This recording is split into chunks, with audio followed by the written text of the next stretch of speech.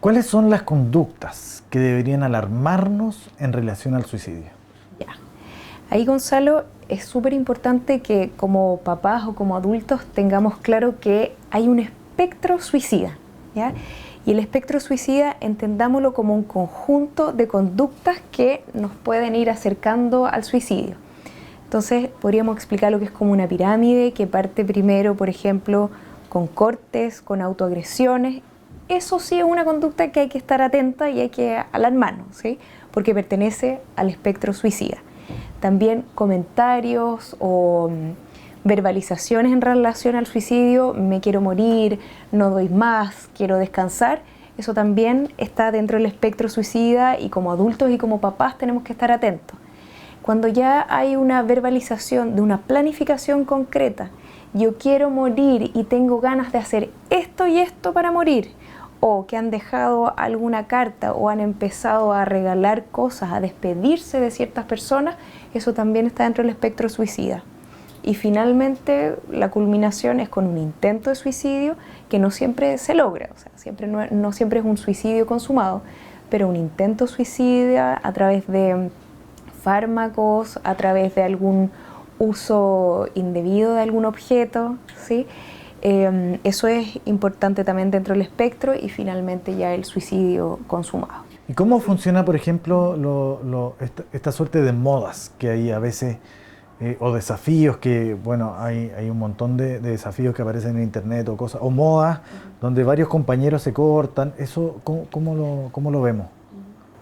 Yo creo que eso es un aspecto súper importante que tenemos que estar alerta, tanto si nuestros hijos lo están haciendo o si amigos de nuestros hijos lo están haciendo, porque justamente se genera esto que más que una moda, no es una moda, sino que es un efecto contagio, ¿ya? Donde en el fondo como que se idealiza la conducta suicida o las de este espectro suicida, ¿no es cierto?, como una solución, como una vía como de escape a este dolor que nuestros jóvenes están teniendo actualmente.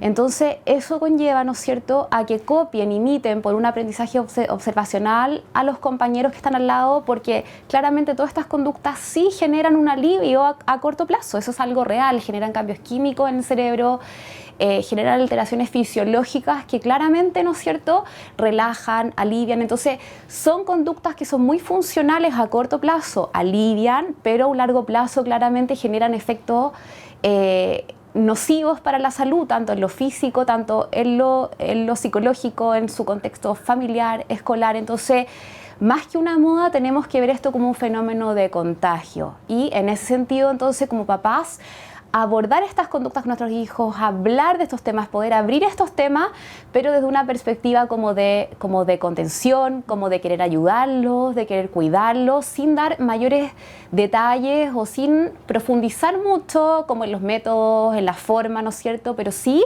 desde mostrarles una cierta empatía y una necesidad de nosotros como padres de querer ayudarlos. Yendo más a la prevención, a lo mejor nunca ha pasado, hemos visto juntos una noticia o ha salido el tema del suicidio con nuestro hijo. A veces será necesario ponerlo en la mesa así, sin más. Siempre es mucho mejor que como papás nos anticipemos, ¿sí? Es mejor que el adolescente pueda conversar estas cosas en un ambiente protegido y contenido que es su familia, que afuera, donde no sabemos en el fondo cuánta información va a recibir, con quién lo va a comentar, quiénes van a enseñarles, explicarles. Entonces, si bien quizás no desde un manejo alarmista o, no sé, de repente medio desde lo sensacionalista, como viste lo que pasó, qué terrible, el suicidio, pero sí mostrarles que, miren hijo, esto está pasando. Pasó esto, por ejemplo, que una niña en un colegio se quitó la vida, se suicidó. Cuéntenme qué miedo lo que está pasando, ustedes se sienten a veces tristes o qué está pasando en el curso de ustedes. Claro que sería menos directo, ¿no? Exacto, pero tampoco tengamos como adultos miedo a hablar del suicidio, claro. Porque también uno de los grandes mitos respecto al suicidio es que si yo hablo de suicidio o si yo hablo de cortes o de alguna conducta de riesgo, no van a hacer. Le voy a dar la idea, ¿sí? Y no es que yo le esté dando la idea, se genera una especie de alivio en el adolescente porque, ay, qué bueno, lo puedo conversar, claro. ¿Sí? Y siempre como adulto mostrándole que hay salidas, que hay maneras de manejar algún conflicto, alguna dificultad que ellos están viviendo, que la muerte no es el único camino, ¿sí? Y que estamos nosotros como adultos y como padres dispuestos a ayudarlos en lo que sea necesario.